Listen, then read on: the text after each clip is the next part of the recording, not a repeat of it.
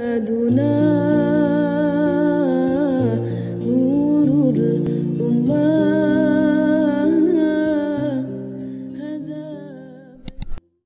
Assalamualaikum warahmatullahi wabarakatuh. Nahmaduka Allahumma kama amartana an nahmad wa nusalli wa nusallimu ala sayyidina Muhammadin wa ala alihi wa ashabihi wa tabi'in wa tabi'ihim bi ihsanin ila yaumi liqa'illahi samad. Amma ba'du. Sahabat salami yang dirahmati Allah Subhanahu wa taala, alhamdulillahirabbil alamin, kita bersyukur pada Allah Subhanahu wa taala atas limpahan nikmat-nikmat yang telah Allah berikan kepada kita. Mudah-mudahan semua nikmat yang Allah berikan kepada kita adalah nikmat yang penuh dengan keberkahan, dan semoga kita bisa menggunakan nikmat-nikmat tersebut untuk kita beribadah kepadanya. Salawat dan salam kita haturkan kepada junjungan kita Nabi Agung Muhammad sallallahu alaihi wasallam yang telah mengeluarkan umat manusia minadh-dhulumatil juhli wal kufri ila nuril huda wal iman wal islam. Sahabat salami yang dimuliakan Allah Subhanahu wa taala, alhamdulillahirabbil alamin, kita bisa melanjutkan kembali belajar membaca Al-Qur'an metode salami. Kami sampaikan terima kasih Anda masih mengikuti pembahasan kami. Mudah-mudahan setiap tema yang kami sajikan bermanfaat untuk memperbaiki bacaan Al-Quran kita. Selanjutnya, pada kesempatan kali ini kita akan membahas tentang beberapa ayat di surat Al-Baqarah, di mana di dalam ayat tersebut terdapat lafaz yang kita mesti berhati-hati, karena apabila tidak seringkali lafaz tersebut disalah baca, atau setidaknya cara baca kita itu kurang sempurna. Kita mulai dengan yang pertama, yaitu pada surat Al-Baqarah ayat 19. Simak baik-baik. Bismillahirrahmanirrahim. Au kasayyibin minas samaa'i fihi dhulumatun wa ra'dun wa barq. Perhatikan pada lafaz yang terakhir, yaitu wa barqun. Ketika kita wakaf pada lafaz ini, cara wakafnya adalah dengan mensukun dua huruf terakhir. Apa sebab? Karena sebelum huruf yang paling akhir sudah berharokat sukun, sedangkan huruf yang terakhir ketika dia berharokat, maka harokatnya harus diganti dengan sukun. Karenanya sekali lagi kita wakaf dengan mensukun dua huruf yang terakhir. Kita harus berhati-hati. Apa sebab? Karena wakaf dengan mensukun dua huruf terakhir ini tergolong wakaf yang sulit, apalagi huruf terakhirnya adalah huruf qalqalah. Di antara kesalahan yang sering terjadi adalah untuk huruf yang terakhirnya kurang ditampakkan sifatnya, atau bahkan sifatnya hilang. Perhatikan contoh berikut ini yang tidak pas. Au kasayyibin minas samaa'i fihi dhulumatun wa ra'dun wa barq. Wa barq. Ini tidak pas. Seharusnya adalah kita sukun dua huruf terakhir, kita tampakkan sifat dari dua huruf terakhir. Huruf ro, salah satu sifatnya adalah takrir, bergetar, pendek, sedangkan qaf salah satu sifatnya adalah qalqalah, yaitu tambahan bunyi pantulan. Jadi yang betul adalah wabarq, bukan wabarq, tapi wabarq. Kemudian yang selanjutnya kali ini pada ayat yang ke-171. Simak baik-baik. Wa masalul ladzina kafaru kamasalil ladzi yan'iku bima la yasma'u illa du'a'an wa nidaa. Perhatikan pada lafaz yang terakhir wa nidaan. Saat wakaf kita baca wa nidaa. Kita ingat kembali kaidahnya bahwa apabila kita wakaf pada satu lafadz yang huruf terakhirnya adalah fathatain, fathah tanwin, maka cara wakafnya adalah dengan mengganti fathatain dengan fathah panjang. Jadi fathatain ini ketika wakaf kita baca panjang, sama panjangnya dengan mad asli atau mad tabi'i. Wakaf yang demikian, yaitu wakaf dengan mengganti fathatain dengan fathah panjang, ini kalau dalam pembahasan mad namanya mad iwad. Ada kalanya jika kita tidak berhati-hati, kita ketika wakaf pada wanidaan kita mensukun hamzahnya seperti ini yang tidak pas. Wa masalul ladzina kafaru kamasalil ladzi yan'iku bima la yasma'u illa du'a'an wa nidaa. Tidak demikian. Jadi semua huruf hijaiyah apabila dia berharokat fathatain kemudian dalam keadaan wakaf, maka aturannya adalah harus diganti dengan fathah panjang, termasuk ketika pada satu lafadz huruf terakhirnya adalah hamzah.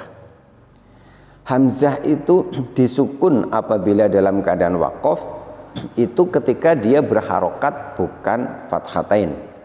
Sekali lagi, kita mensukun hamzah ketika wakaf itu apabila hamzah tersebut berharokat selain fathatain. Misalkan pada lafadz man yasha'u, jika wakaf kita baca man yasha'.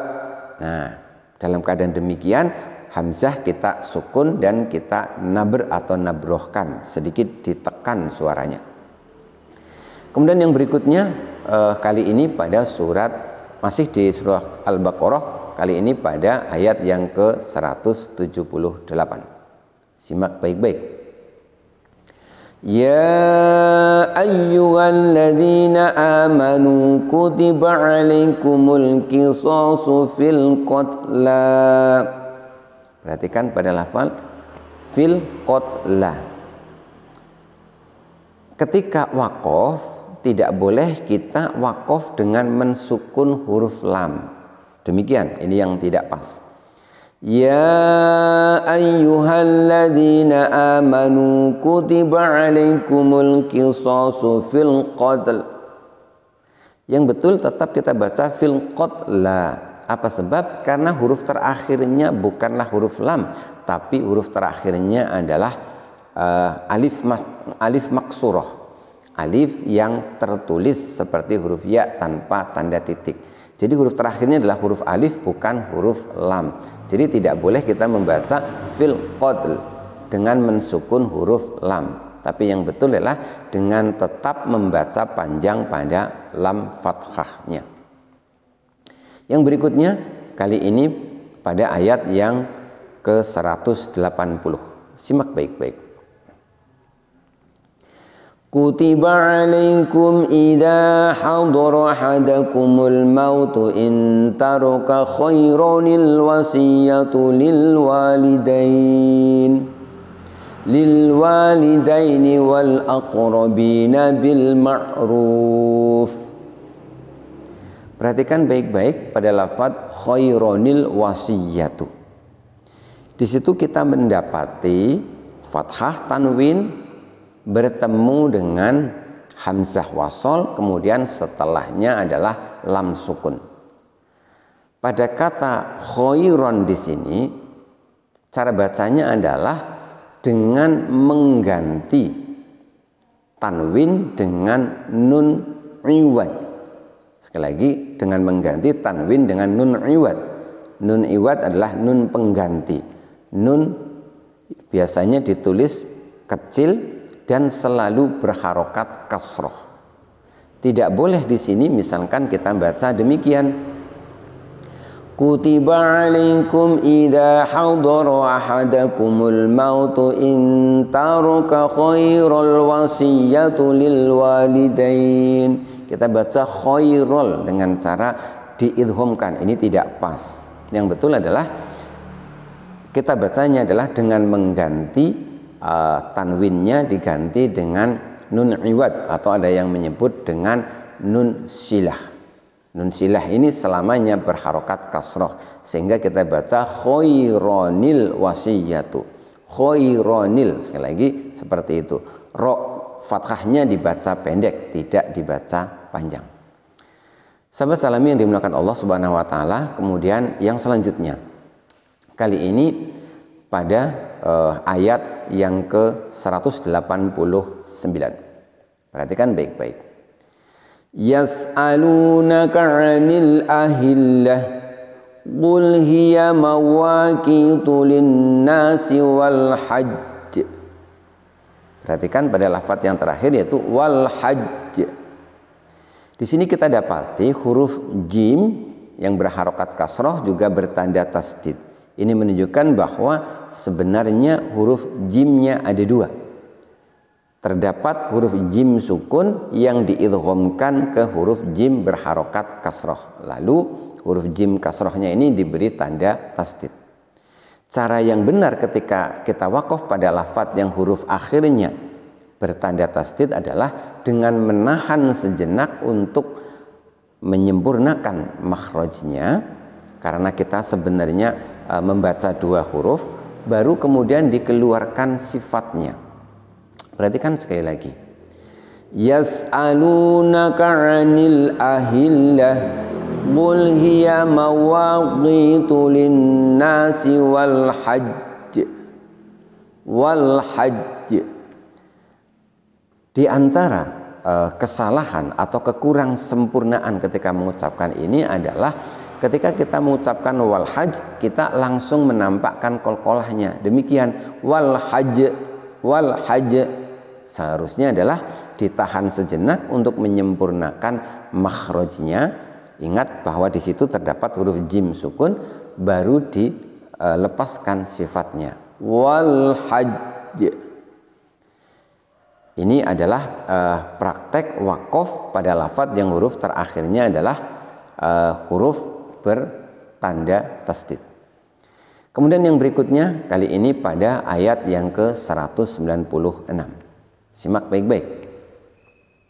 Wa atimmul hajja wal umrata lillah fa in uhsirtum famastaysara minal had. Perhatikan sekali lagi. Wa atimmul hajja wal umrata lillah fa in uhsirtum famastaysara minal had. Perhatikan pada lafaz minal had. Di situ kita dapati huruf terakhirnya adalah huruf ya kasroh, sebelumnya adalah huruf dal berharokat huruf dal sukun. Seperti yang bagian awal tadi pada lafaz minal hadyi, ketika wakof berarti kita mensukun dua huruf terakhir, yaitu mensukun huruf dal dan huruf ya-nya. Yang harus diperhatikan adalah setelah kita menkolkolah, memantulkan bunyi huruf dalnya, maka kita harus menampakkan makhraj dari huruf ya. Kita ingat bahwa ketika kita mengucapkan huruf ya itu rahang bawah kita itu sedikit turun, kemudian tengah lidahnya itu diangkat sehingga bibir kita itu seperti meringis. Perhatikan seperti ini. Minal had, minal had.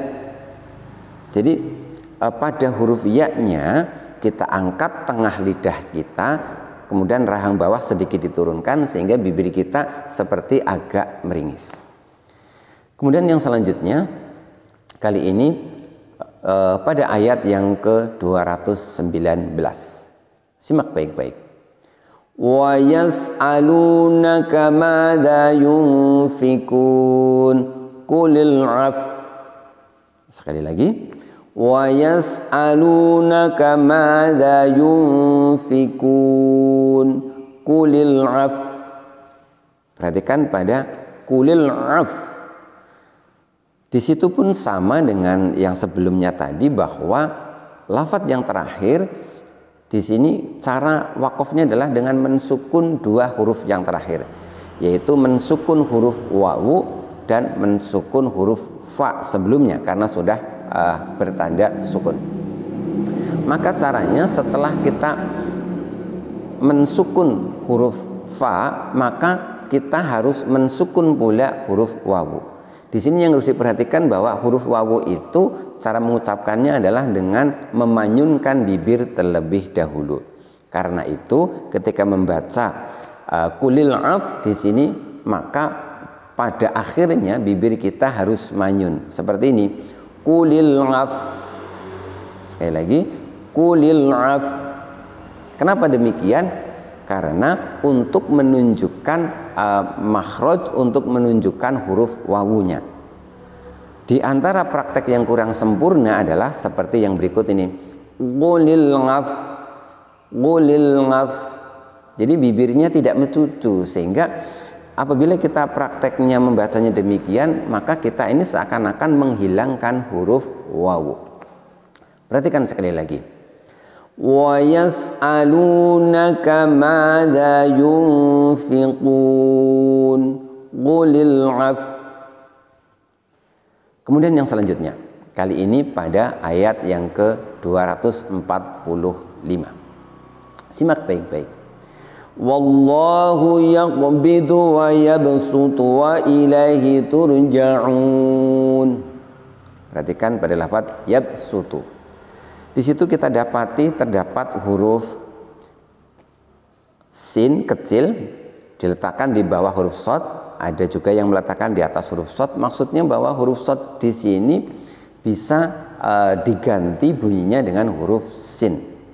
Di antara hikmahnya kenapa shad di sini boleh dibunyikan dengan huruf sin adalah bahwa huruf shad ini memiliki sifat yang termasuk sulit sekali diucapkan, yaitu sifat itbaq. Yaitu itbaq adalah ilsaqu juz'in kabir minal lisan ila hanakil a'la, yaitu dengan menempelkan sebagian besar lidah kita pada langit-langit mulut atas kita. Ini sifat itbaq. Kemudian setelah shad terdapat huruf do. Ternyata do juga sama. Do ini termasuk satu dari 4 huruf yang juga memiliki sifat itbaq.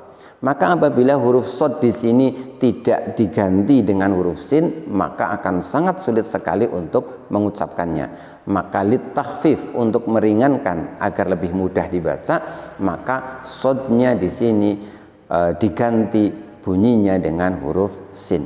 Perhatikan sekali lagi. Wallahu yaqbidu wa yabsutu wa ilaihi turja'un. Dengan digantinya shad dengan sin, maka pengucapannya menjadi lebih ringan dan lebih mudah. Kemudian yang berikutnya, kali ini pada ayat yang ke-259. Simak baik-baik. فَأَمَاتَهُ اللَّهُ مِئَةَ عَامٍ ثُمَّ بَعَثَهُ قَالَ كَمْ لَبِثْتَ. Perhatikan pada lafaz labista. Di sini pun sama dengan yang sebelumnya tadi, ketika waqaf kita mensukun 2 huruf terakhir. Kita sukun huruf taknya, juga disukun huruf taknya. Praktek yang benar, perhatikan sekali lagi, labist. Di antara praktek yang kurang sempurna adalah yang membaca demikian, labist, labist, seakan-akan bunyinya labisat. Mestinya huruf ta kita tampakkan, huruf ta juga kita tampakkan. Kita tampakkan sifat dari keduanya. Di antara sifat dari keduanya adalah hamas, yaitu mengalirnya nafas. Perhatikan sekali lagi. فَأَمَاتَهُ اللَّهُ مِئَةَ عَامٍ ثُمَّ بَعَثَهُ قَالَ كَمْ لَبِثْتَ. Jadi cara yang betul bacanya adalah qala kam labist, bukan qala kam labist. Yang berikutnya, yang terakhir kali ini pada ayat yang ke-265. Simak baik-baik. Fa illam yusibha wabilun fadl. Perhatikan pada lafaz fadlun. Ketika kita waqaf, karena huruf lam yang terakhir di sini bertanda tasdid, maka ketika waqaf cara wakafnya adalah sama dengan yang wal hajj tadi sebelumnya, bahwa cara wakafnya adalah dengan menyempurnakan terlebih dahulu makhraj hurufnya, baru dilepaskan sifatnya. Pada lafadz fatollun sesungguhnya di situ terdapat dua huruf lam, yaitu lam sukun yang diidghamkan ke lam setelahnya. Di antara salah satu dari sifat huruf lam adalah bahwa huruf lam ini dari segi suara sifatnya adalah tawassut. Tawassut itu pertengahan antara syiddah di mana suara ditahan sepenuhnya, dan rohwah yaitu suara dilepaskan seluruhnya. Berarti tengah-tengah, tidak ditahan terlalu lama juga tidak dilepaskan. Perhatikan sekali lagi khusus pada lafadz fatollun ketika wakaf. Fatol. Jadi tetap sedikit ditahan untuk menyempurnakan makhrajnya. Praktek yang kurang sempurna contohnya demikian, fatol ditahannya terlalu lama, ataupun tidak ditahan sama sekali sehingga bunyinya putus. Demikian fatol. Yang benar adalah fatol dengan ditahan sejenak. Tujuannya adalah untuk menyempurnakan makhraj, kemudian kita mengeluarkan sifat dari huruf lam tersebut. Sahabat salami yang dimuliakan Allah Subhanahu wa taala, demikianlah beberapa ayat di surat Al-Baqarah yang kita harus lebih ekstra hati-hati ketika membacanya, karena jika tidak seringkali bacaan kita menjadi kurang sempurna. Demikian, mudah-mudahan ada manfaatnya. Insya Allah kita akan lanjutkan kembali pada pembahasan-pembahasan yang lain. Billahi taufiq wal hidayah war ridha wal inayah. Wassalamualaikum warahmatullahi wabarakatuh.